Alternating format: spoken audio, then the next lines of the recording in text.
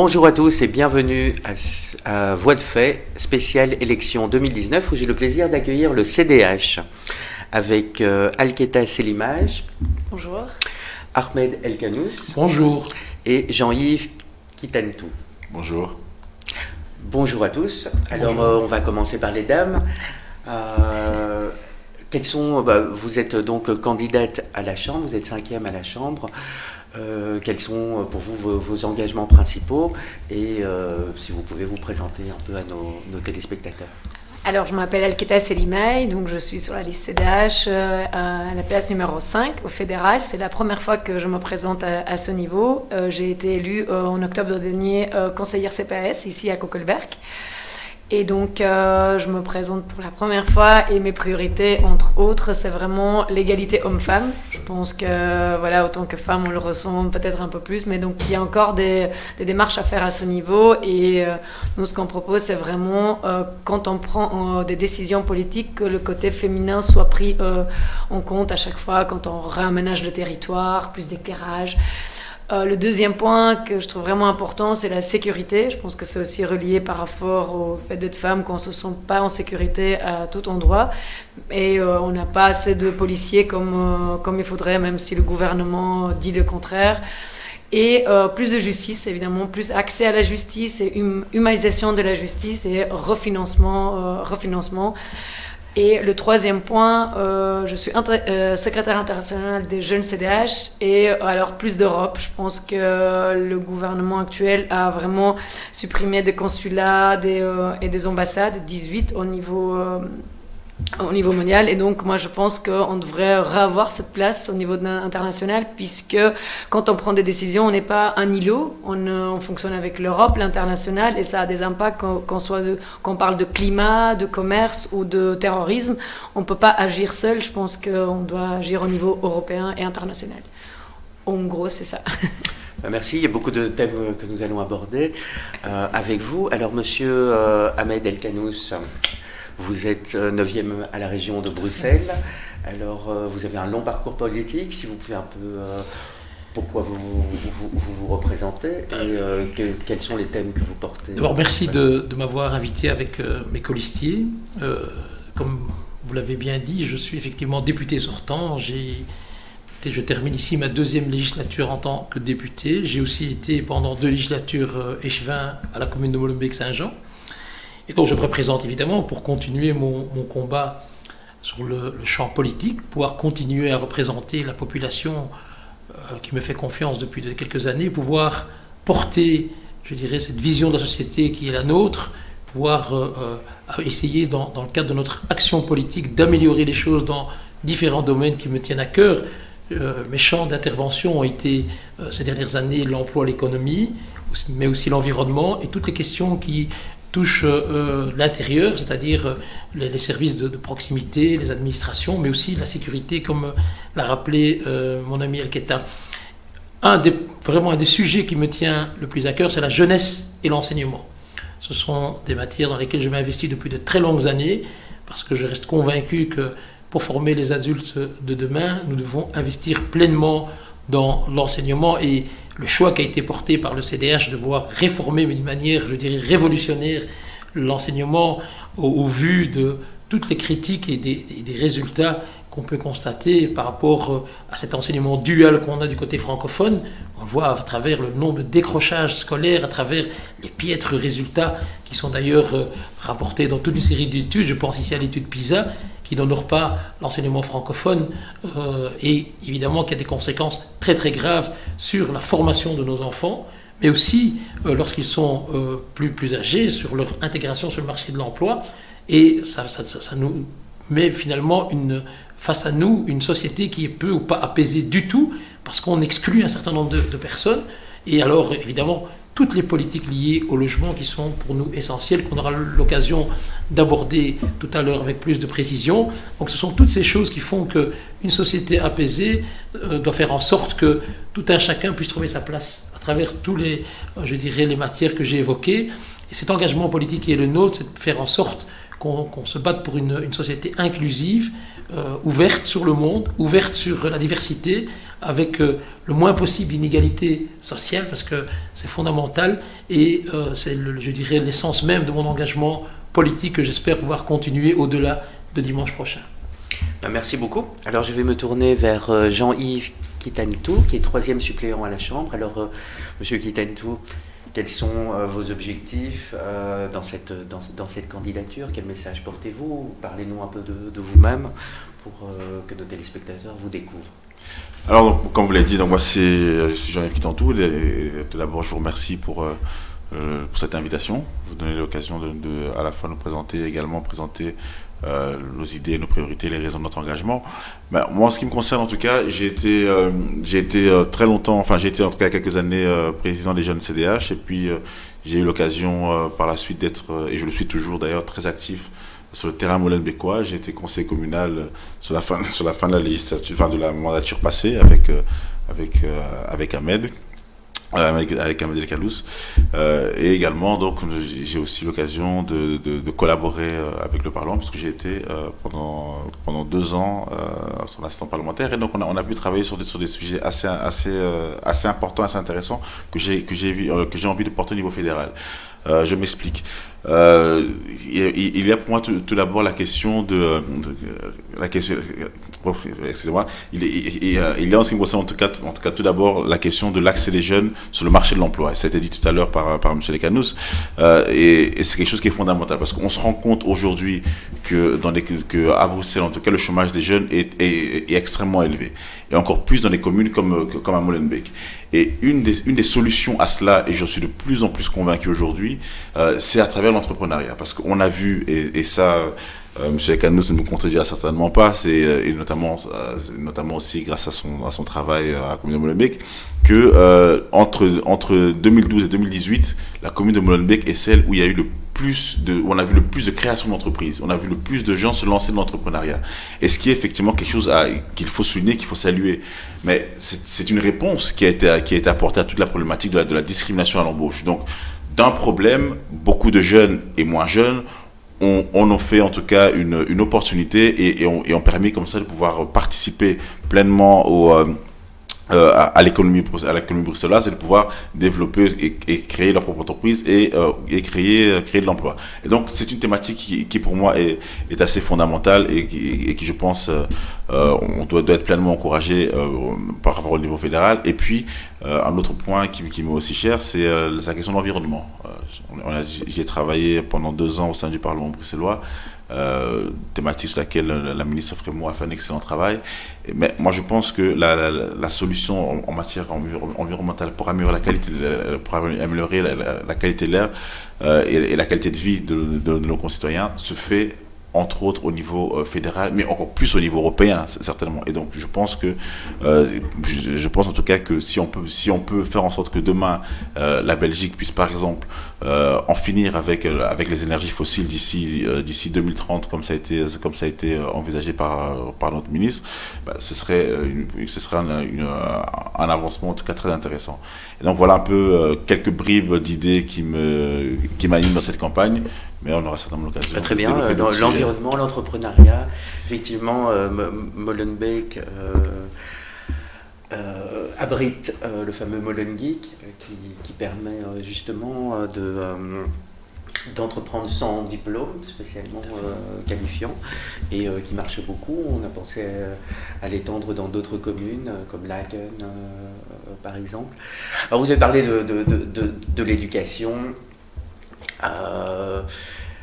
Alors, on discute beaucoup de ce fameux tronc commun. On dit que c'est prendre trop longtemps les enfants qui iraient dans d'autres formations qualifiantes de perdre un peu leur temps. Ça, c'est beaucoup d'arguments qu'on reçoit. Alors sur le décret inscription, il y en a qui veulent carrément l'annuler, parce que finalement ça n'a rien résolu au niveau de l'objectif de mixité sociale. Ça, c'est des arguments. Alors qu'est-ce que vous, Ahmed El Kanous, vous avez parlé beaucoup d'éducation et travaillé dessus, qu'est-ce que vous pouvez nous dire contre ces arguments-là? Alors, tout d'abord, le fameux décret inscription. Devons-nous le maintenir? Devons-nous le modifier? Il serait peut-être intéressant de rappeler aux téléspectateurs, rappeler la genèse de ce décret inscription. Ce décret inscription qui a été initié à l'époque par le gouvernement PS-CDH, lorsque Maria Arena était ministre de l'enseignement. C'était aussi une volonté de pouvoir répondre à un grave problème de discrimination. Cette impossibilité à des jeunes, à des enfants qui habitent dans des quartiers populaires de pouvoir accéder à des écoles où il y a un enseignement de qualité. Et il y avait une véritable politique de discrimination qui était mise en place, qui évidemment qui était sournoise, mais qui, de par la sociologie des enfants qui composent l'école, on se rendait compte que certaines écoles qui se trouvaient à proximité de quartiers où il y avait 50-60% de personnes d'origine étrangère, vous aviez 1% d'élèves qui étaient d'origine étrangère. Donc là, il y a un vrai problème. Et il fallait prendre des mesures. Alors les mesures, elles ont été dans un premier temps radicales. On s'est retrouvé avec des longues files devant les écoles, ce qui évidemment agaçait les parents. Et je les comprenais à l'époque. Et je fus un de ceux qui défendait une réforme de ce décret inscription sous la forme de l'époque, qu'il fallait l'améliorer. Et ce décret-là, aujourd'hui, on le connaît, il permet... Alors c'est vrai qu'il ne règle pas tous les problèmes de la mixité. C'est vrai qu'il y a encore des choses à aménager, par exemple le critère de distance qu'on retrouve dans ce décret. Pour moi, il faut le revoir et il est un facteur bloquant. D'autres vous diront que si on le libère, on va se retrouver avec d'autres types de problèmes. Moi, je ne suis pas convaincu. Moi, je crois qu'il faut adapter à la réalité. Quand on voit par rapport à la masse des enfants qui arrivent à trouver une place dans les écoles, on voit qu'en fin de chaque année, lorsque tout le processus se termine, il reste à peu près 1500 enfants qui doivent trouver une place dans les écoles, et l'organe qui est chargé d'accompagner ces enfants pour pouvoir leur trouver une place dans les écoles se rend compte qu'il y a, par exemple, des inscriptions multiples des parents qui, par mesure de prudence, inscrivent leurs enfants dans 5, 6, 7, 8 écoles, ce qui, évidemment, ne donne pas la réalité avec précision. Il faut attendre que ça se décante pour qu'on sache combien de places il reste, mais ça plonge les parents, et je les comprends. J'ai moi-même vécu ce moment difficile. J'ai dû attendre 2 semaines après la rentrée scolaire avant de pouvoir inscrire ma fille dans une école où elle souhaitait faire son cursus scolaire. Et donc je comprends le désarroi des parents. Il y a une masse énorme d'enfants, un nombre important d'enfants qui trouvent de la place, mais il reste ces 1500 enfants à peu près à la fin de l'inscription qui est problématique, et il faut apporter des réponses pour que ça n'arrive plus. C'est pas normal que ça n'arrive plus. Mais maintenant, le problème il a été structurel pendant des années. Il faut savoir qu'on a... Alors qu'on a un bureau du plan, on n'a pas anticipé le boom démographique. On n'a pas anticipé, et c'est une responsabilité collective, les responsables politiques de notre région et de la Fédération Wallonie-Bruxelles ne sont pas dit qu'il y a aujourd'hui des enfants qui sont en gardienne, qui demain devront être dans l'enseignement primaire. On s'est rendu compte qu'il n'y a pas assez de place dans les écoles, on évite de construire des préfabriqués, et on a le même phénomène qui se déplace évidemment pour l'enseignement secondaire, et vous allez voir dans très peu de temps, on va parler de ces difficultés dans l'enseignement supérieur et universitaire. Et donc il y a, je pense, un retard qui a été accumulé, et il est vrai que les responsables politiques aujourd'hui en charge de l'enseignement, c'est des gens de ma formation politique, ont pris à bras le corps ce problème, et ils ont essayé d'apporter avec toute leur expertise des solutions. Et je vous assure que, aussi bien pour le décret inscription, qui est un outil qui pour moi est indispensable pour lutter contre la discrimination, à l'embauche, à l'accès aux écoles de qualité, mais c'est lié, parce que quand vous êtes victime de discrimination dans l'enseignement, vous allez voir que quand vous êtes plus âgé, sur le marché de l'emploi, vous allez vivre ce même genre de difficultés. Et donc il faut apporter des réponses fortes, mais il y a aujourd'hui des choses qu'on peut améliorer dans ce décret. Moi, je ne crois pas qu'il faille le supprimer. Ceux qui disent qu'il faut le supprimer, c'est des gens qui, pour moi, vont avaliser la discrimination à l'accès à l'enseignement. Et ça, pour moi, c'est inacceptable. Il faut l'améliorer pour que tous les enfants puissent trouver leur école de leur choix. Et je pense qu'en faisant un effort collectif, on peut trouver une solution. Pour ce qui est du tronc commun. Alors, le tronc commun, il faut aussi rappeler qu'en arriver à ce pacte d'excellence, le tronc commun, c'est un des aspects du pacte d'excellence. C'est d'abord plus de 10 000 personnes qui ont été concertés. Ce sont des parents, des enseignants, des directions d'école, des académiciens, au niveau international, des gens qui ont une autre vision de l'enseignement et qui ont apporté leur expérience et leur richesse pour pouvoir nourrir ce projet qui est en réflexion pendant très longtemps. Et le fruit de cette réflexion a donné ce tronc commun qui, pour certains, va poser un problème parce qu'on estime qu'on va retarder l'accès à des formations plus qualifiantes, par exemple. Il faut savoir que ce tronc commun, il prévoit aussi des initiations aux métiers de la main, aux métiers techniques, etc. Ce tronc commun va pouvoir, je pense, permettre à nos enfants, d'abord d'une manière tout à fait épanouie, de pouvoir apprendre d'une manière beaucoup plus sereine, avec un encadrement adapté, approprié, voir un peu quelle est l'orientation la plus optimale que l'enfant peut prendre, en lui permettant de prendre cette orientation et en restant épanoui, c'est très important, et aussi, surtout, éviter le décrochage scolaire. Et donc, dès la rentrée prochaine, dans les écoles qui vont connaître la mise en place du début de ce processus, il va y avoir un accompagnement individualisé. Et ça, c'est très important, parce que l'objectif de ce tronc commun, c'est quoi? C'est mieux former nos enfants, éviter au maximum le décrochage scolaire, parce qu'un des fléaux qu'on connaît aujourd'hui, et qui est lié à la criminalité juvénile, et qui est lié à la toxicomanie de nos jeunes, donc il y a des liens à faire avec tout ça, c'est le décrochage scolaire. Et donc si on arrive à avoir, je dirais, des résultats en amont pour que l'enfant ne décroche pas, ce serait une victoire. Et alors, il y a quand même aussi quelque chose d'essentiel, et qui est prévu dans le pacte d'excellence, c'est l'évaluation. C'est fondamental, cette capacité à pouvoir remettre en cause des décisions qui ont été prises, et ça se passe par des processus d'évaluation. Nous allons évaluer ce tronc commun et puis voir où on doit apporter les adaptations nécessaires. Qui évaluera Ce sont évidemment des structures externes, c'est très important, mais qui se fera avec les personnes qui sont actives sur le terrain, les enseignants, le corps enseignant et les directions d'école, et évidemment les parents. Mais c'est très important, cette culture de l'évaluation pour moi est fondamentale, et pas que pour l'enseignement, pour aussi d'autres matières. On doit pouvoir avoir la capacité d'évaluer et se remettre en question. Si ça ne va pas, on adapte, on évolue, et si c'est impossible, on change. Je trouve que c'est important. Et au niveau de... Parce que on voit... Enfin, on voit ça n'a pas énormément changé au niveau des écoles. C'est-à-dire, bon, si on va dans certaines écoles, elles resteront toujours faibles, elles resteront toujours avec un haut pourcentage de personnes de milieux défavorisés.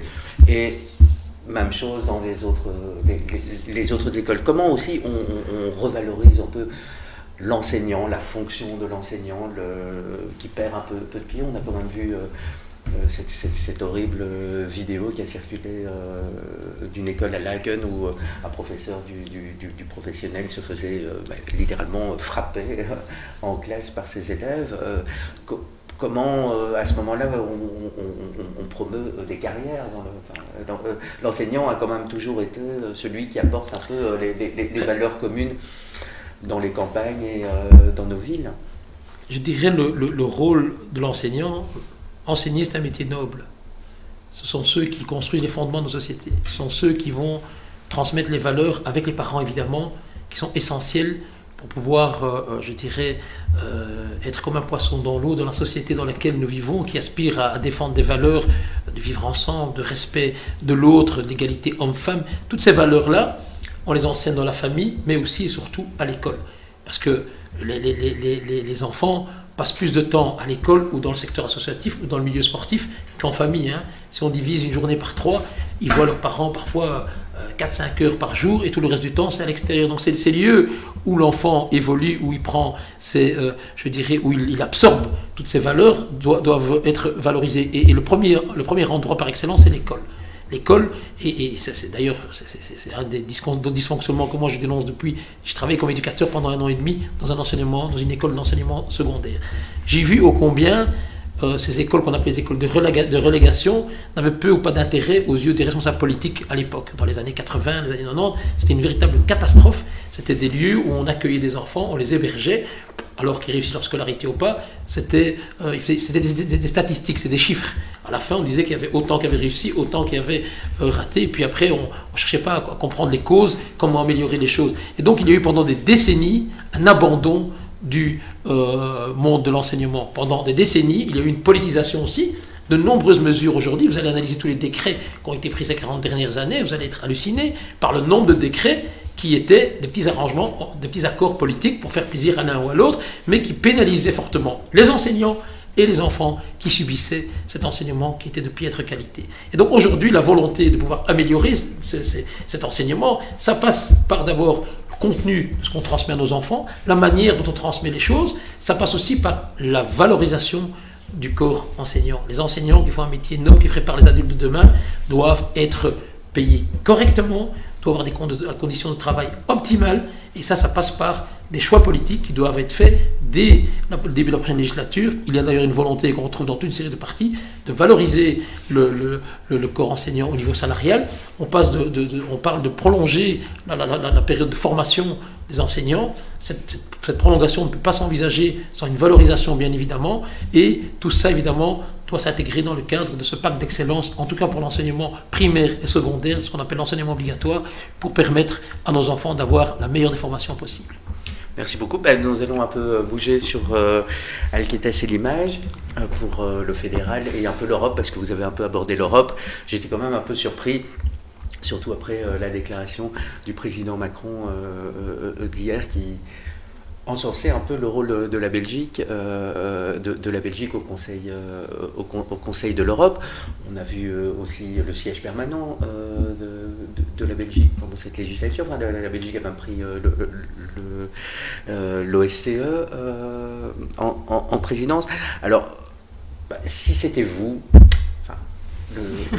vous et votre parti, que faudrait-il changer justement à cette Belgique qui est quand même réputée internationalement pour son compromis, son sens du compromis, le fait que c'est un petit pays, il permet aussi une coordination des choses. Et donc, suite à vos remarques, j'aimerais bien un peu une clarification sur ça. Mais je pense que déjà, la Belgique, elle a cette réputation, et elle a toujours été comme ça. Et notre parti, on est vraiment des pro-européens et on défend cette position.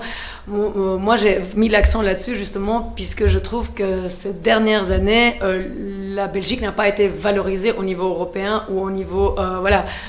soyons honnêtes, on était quand même dans un gouvernement qui ne défend pourtant, pas spécialement... Monsieur Macron et Monsieur Bettel du Luxembourg ont des Je suis d'accord, mais juste par rapport, par exemple, au pacte sur le climat, la Belgique a quand même montré des réticences claires par rapport à un pacte où il y avait quand même la plupart des pays européens défendaient. Et ça, pour nous, c'est vraiment un pas en arrière.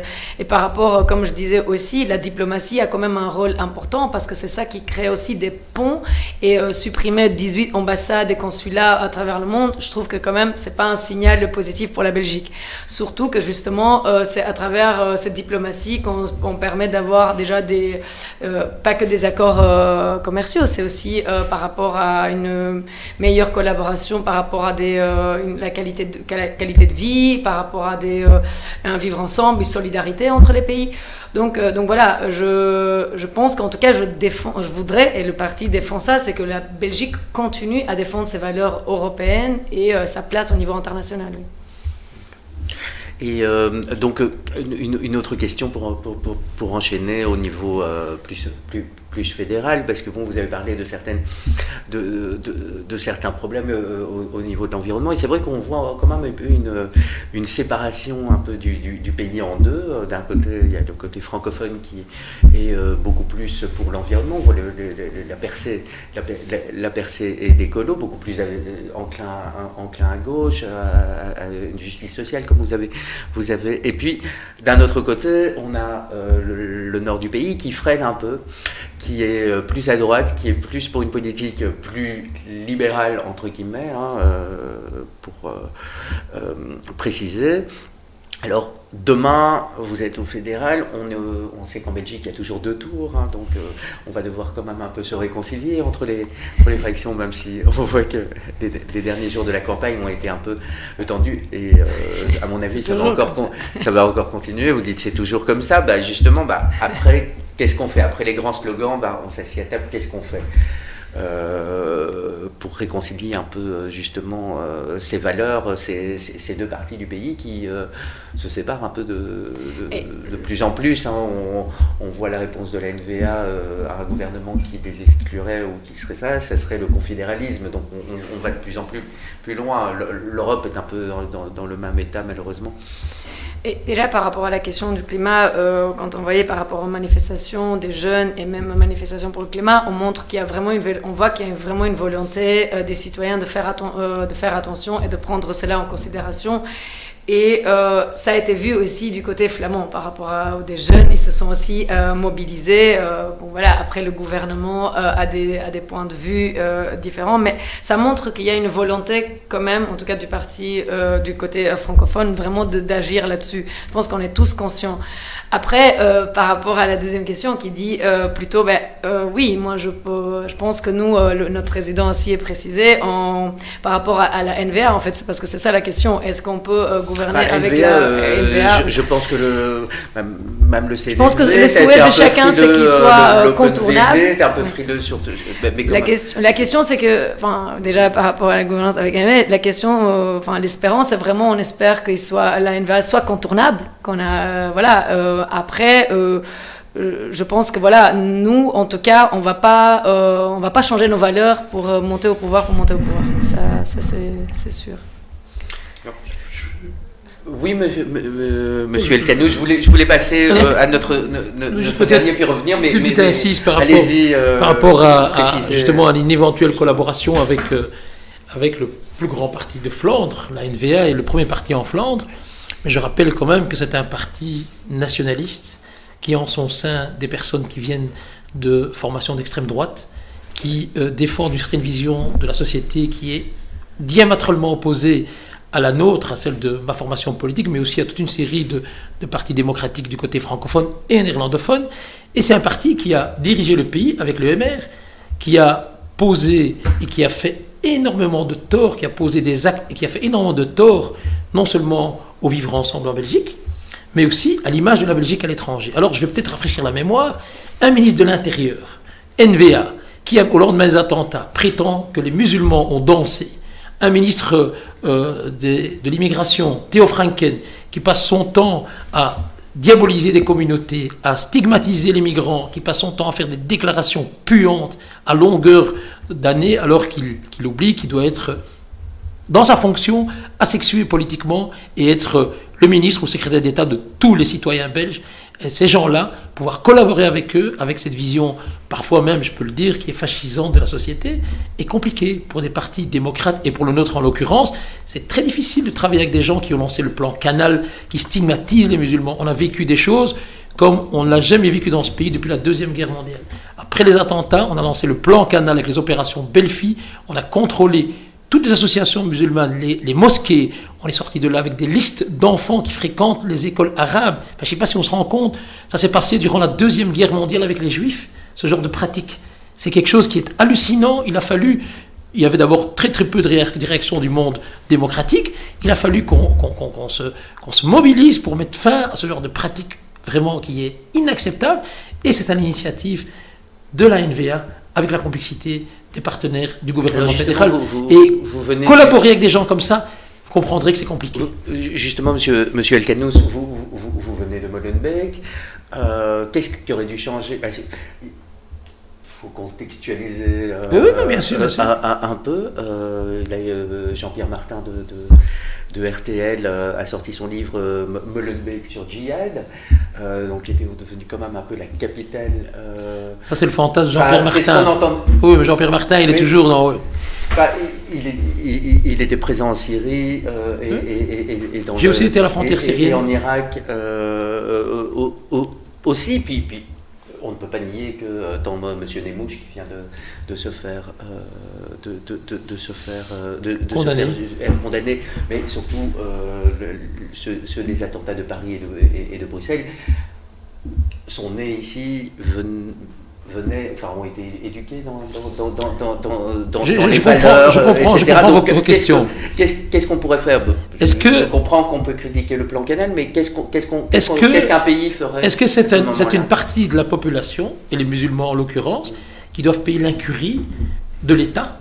Est-ce que c'est les musulmans qu'on a pointés du doigt, qui n'ont rien à voir avec ces criminels, ces assassins, ces terroristes qui ont posé les actes qu'on connaît, qui doivent payer les conséquences de contrôles ignobles qui ont eu lieu. Vous savez, il y a eu des familles entières qui ont été traumatisées, des associations qui ont à un moment donné même voulu fermer, et des gens qui pensaient même quitter la Belgique quand il y a eu cette répression qui a été menée et qui ciblait une communauté. Mais évidemment qu'on est tous d'accord qu'il faut lutter avec force contre ces ennemis de la vie, ces ennemis de la société, ces ennemis de la liberté. On est tous d'accord et on aurait dû faire un travail pour éviter d'abord que ça arrive, parce que tous les pays qui ont été frappés par ce terrorisme n'étaient pas prêts.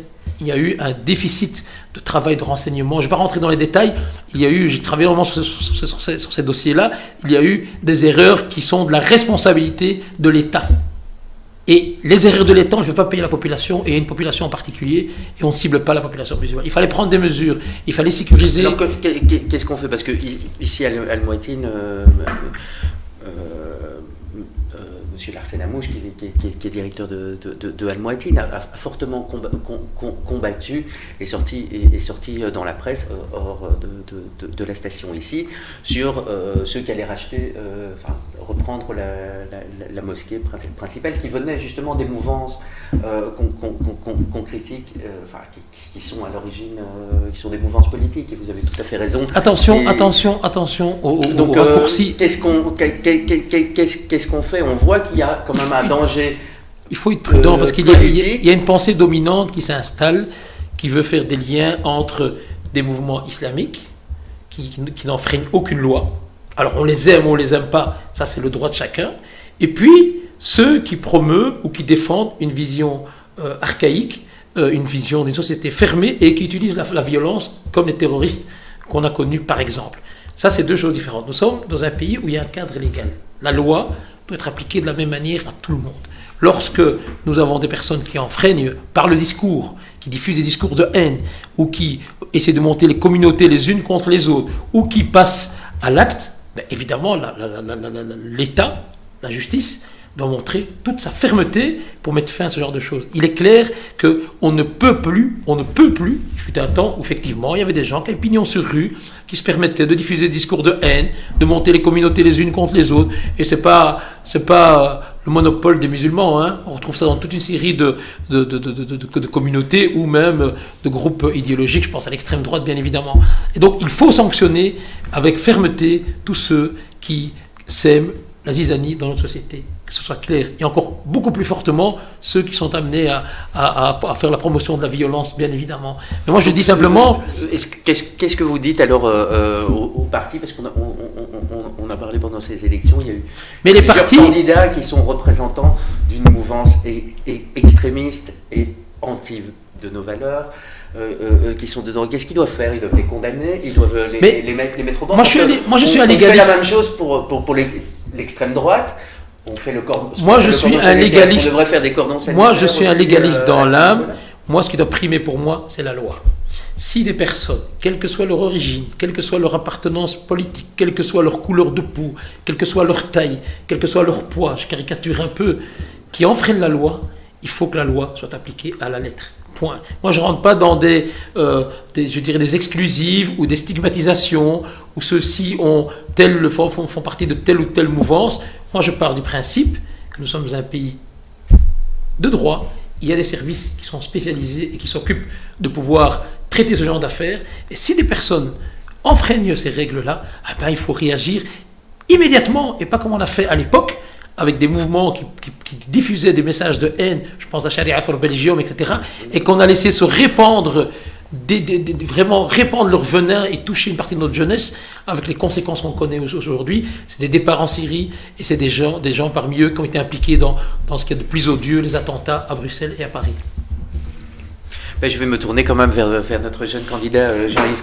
Il commence à s'endormir. Vous avez parlé principalement vous avez parlé de l'environnement. Alors là on a en réponse aux jeunes qui étaient dans la rue, on a pris un texte fait par quelques experts qui a finalement échoué au vote. Alors dans la prochaine législature, comment allons-nous faire une loi de climat peut-être un peu plus inclusive de la population Moi, je pense que faut un peu reprendre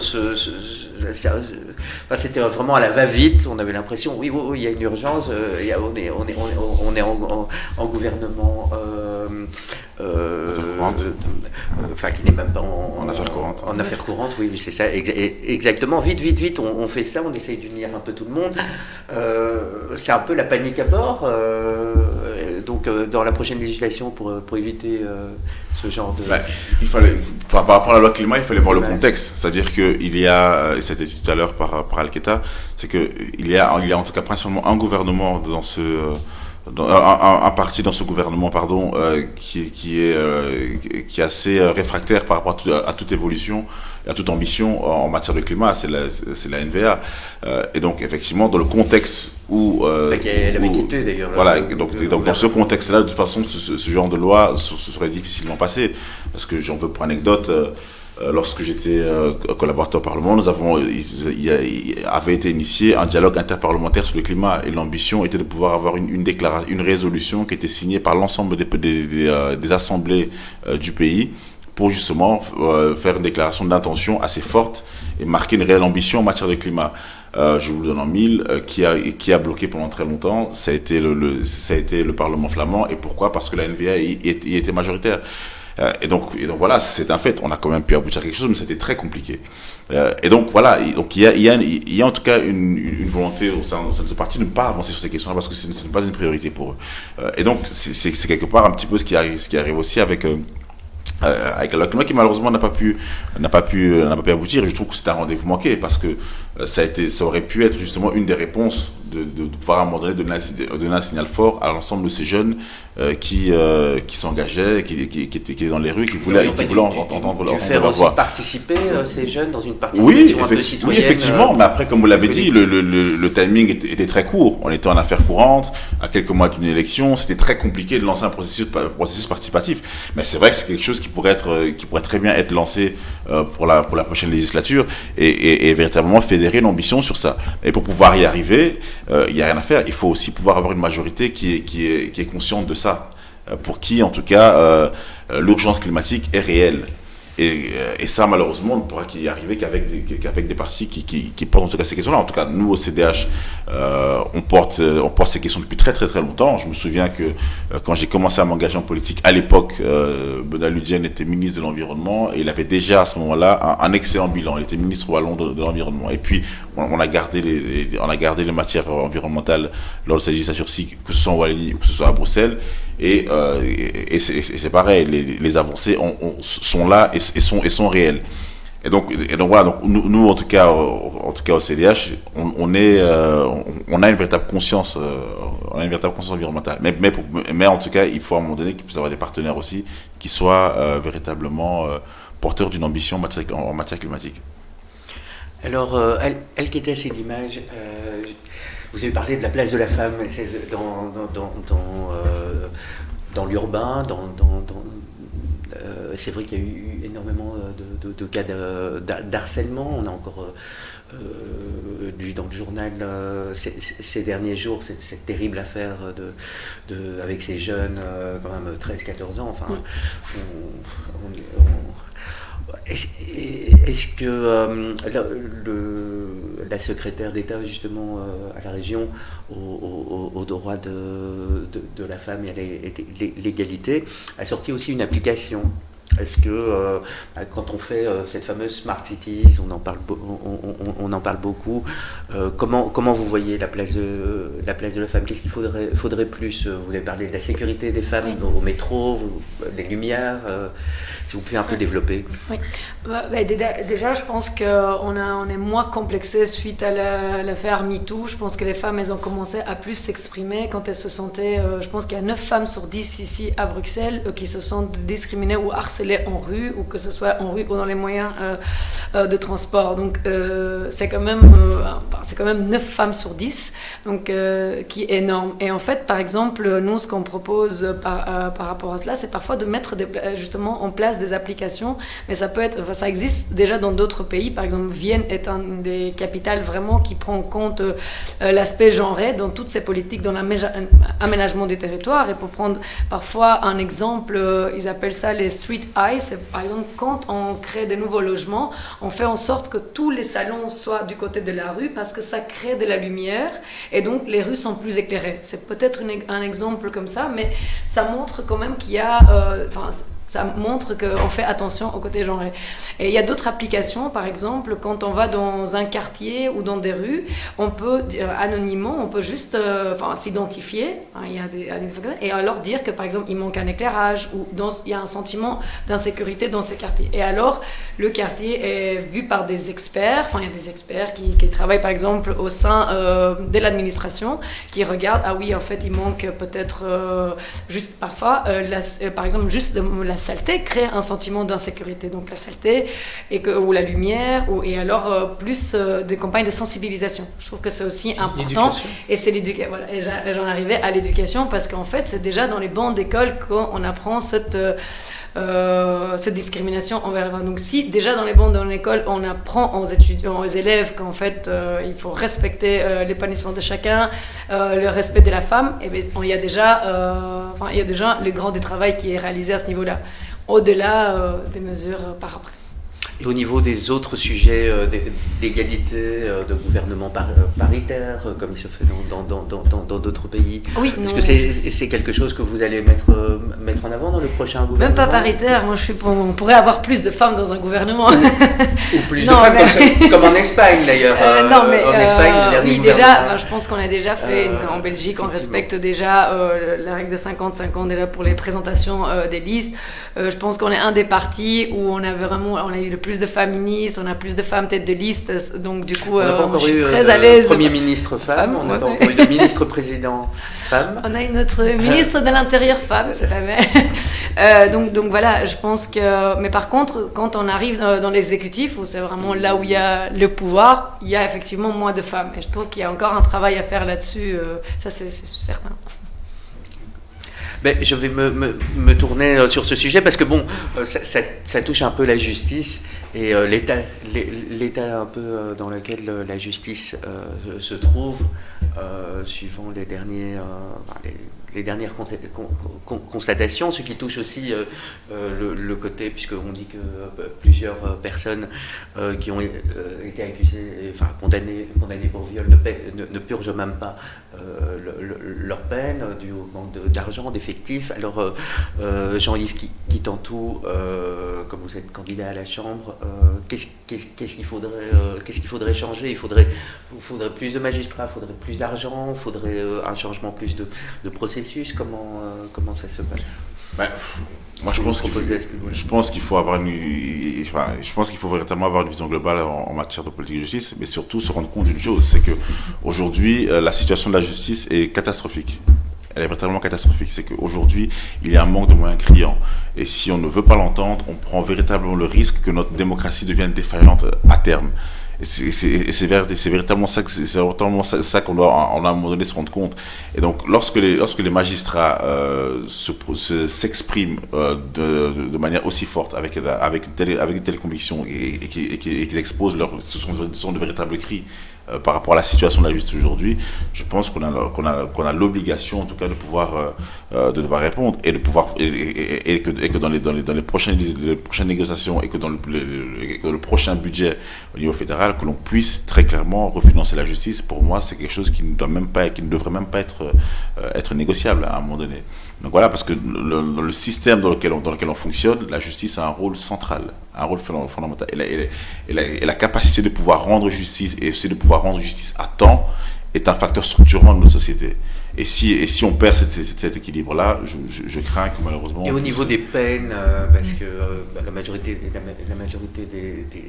des condamnés ne sert que 2 tiers de sa peine, ne fait que 2 tiers de sa peine. Et pour certaines infractions, on parle de pédophilie, mais aussi de viol et tout ça, ça ne fait que de la récidive. D'une certaine manière, ça encourage un peu la récidive. Est-ce qu'on devrait être un peu plus regardant aussi sur ces choses-là? Mais vous parlez de récidive. Mais moi, il y a une question que je me pose toujours, c'est que est-ce que le fait... Parce que ça questionne le rôle de la prison et le rôle de l'enfermement. C'est est-ce que le fait d'aller en prison fait en sorte que la personne qui ressort de là sort meilleure? Très souvent, non. Et c'est d'ailleurs l'une des raisons qui explique le taux important de récidive. C'est qu'il y a tout un travail en fait qui doit être fait dans les prisons qui n'est pas fait. On ne prépare pas les gens qui vont en prison à la sortie. C'est quelque chose qui n'est pas préparé. Et j'en veux pour preuve que j'en parlais il y a quelques jours avec une candidate qui a beaucoup travaillé dans les IPPJ, et elle me dit la même chose. Elle me dit exactement la même chose, et c'est limite le contraire. C'est que si on prend le phénomène des IPPJ par exemple, très souvent en fait les jeunes qui y vont parfois pour les délits mineurs en ressortent en fait en ayant appris les codes du banditisme parfois, etc.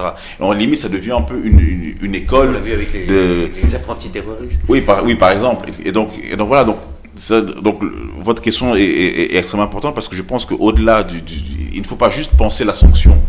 Effectivement, il faut pouvoir penser la sanction, et les crimes graves doivent être sévèrement punis, et je pense qu'il ne faut pas il faut pas tergiverser là-dessus. C'est clair et net. Les crimes graves doivent être punis, mais on doit aussi penser que la personne que l'on met en prison que l'on condamne pour X nombre d'années, le fait qu'on dise qu'elle est condamnée pour 10 ans par exemple, ça veut dire qu'on considère que dans 10 ans la personne est apte à sortir. Et donc, on doit mettre en place les conditions pour que ça puisse se passer. Et donc, ça passe par un meilleur accompagnement de ces personnes qui sont dans les prisons. Ça passe également par plus de formation, peut-être pour pouvoir se réinsérer sur le marché de l'emploi, et tout ce genre de choses-là. Donc, je pense qu'on doit véritablement développer beaucoup plus cette vision de la prison. Et d'ailleurs, et je termine là-dessus, je pense que si je ne me trompe pas, c'est aux Pays-Bas qu'ils ont fermé la dernière prison, parce qu'ils disaient que les prisons sont tellement vides aujourd'hui qu'ils n'en ont pratiquement plus besoin. Et moi je pense qu'en tout cas ma société idéale, c'est une société qui arrive à demain punir ceux qui doivent être punis, et pouvoir préparer en tout cas leur retour dans la société normale.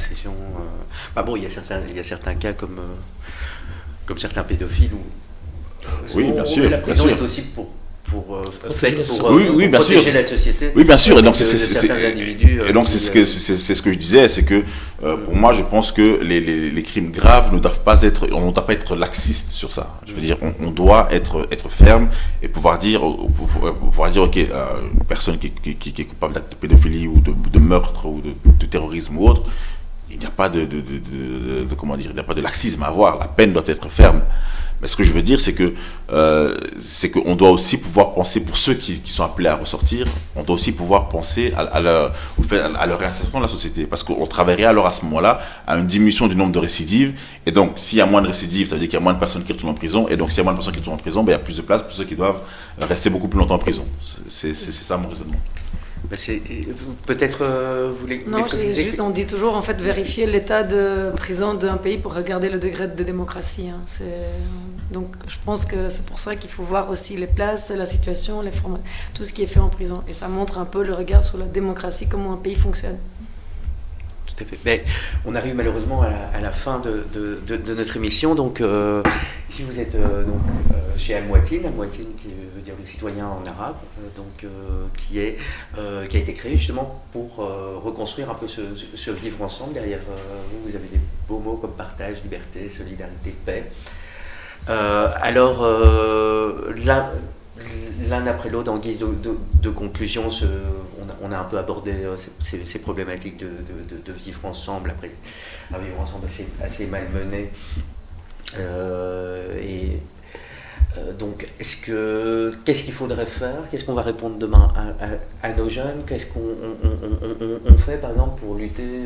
On parle beaucoup d'un antisémitisme chez les jeunes qui ne savent même pas ce que c'est.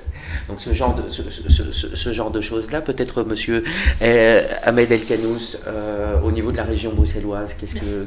Je vais vous parler d'expériences que je mène moi-même depuis de très longues années, justement pour casser ces clichés et faire en sorte de diminuer notre jeunesse par rapport aux tentations justement qu'on pourrait rencontrer soit à travers les réseaux sociaux, soit à travers certains médias ou à travers simplement le fait qu'on soit ignorant, qu'on ne connaisse pas l'autre et qu'on a plein de préjugés de part et d'autre, que ce soit par rapport à l'antisémitisme, que ce soit par rapport aux autres composants de la société. Vous savez, moi j'ai mené quelques expériences basées sur, d'un côté, cette chose qui me tient à cœur, c'est je dirais les relations nord-sud entre les pays du nord et les pays du sud, cette solidarité qui doit être la nôtre pour pouvoir d'abord construire des ponts et aussi soutenir les personnes qui en ont besoin. Moi, j'ai développé des projets au Sénégal avec différentes associations. Et il y en a un, par exemple, qui à mes yeux est extraordinaire. Nous avons, avec les jeunes de Molenbeek et des personnes pensionnées en Flandre, construit une école qui accueille aujourd'hui 800 élèves dans la ville de Mbourg. C'est des financements qui ont été, je dirais, trouvés par nos jeunes qui ont fait plein d'activités et les personnes âgées qui ont de leur côté, dans leur ville natale, organisé toute une série d'activités.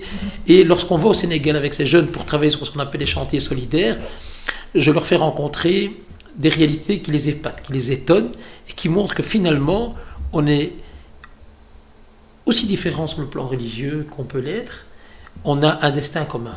Et c'est extraordinaire parce que le Sénégal pour moi est un exemple que j'aime bien mettre en avant. Quand j'arrive avec les jeunes travailler sur les chantiers solidaires, ils arrivent d'abord sur chantier et ils travaillent en même temps avec des jeunes qui sont majoritairement musulmans mais aussi chrétiens et animistes. Ils font en sorte que les enfants qui vont venir, qui sont aussi issus de ces trois communautés, puissent avoir un cadre agréable pour étudier. Ils rencontrent des coopératives de femmes que nous avons soutenues, et ces femmes, elles sont aussi composées de toutes ces composantes de la société, musulmanes, chrétiennes et animistes, vous disent à l'unisson, notre ennemi commun, c'est pas ma voisine qui est chrétienne, c'est pas ma voisine qui est animiste, c'est la misère.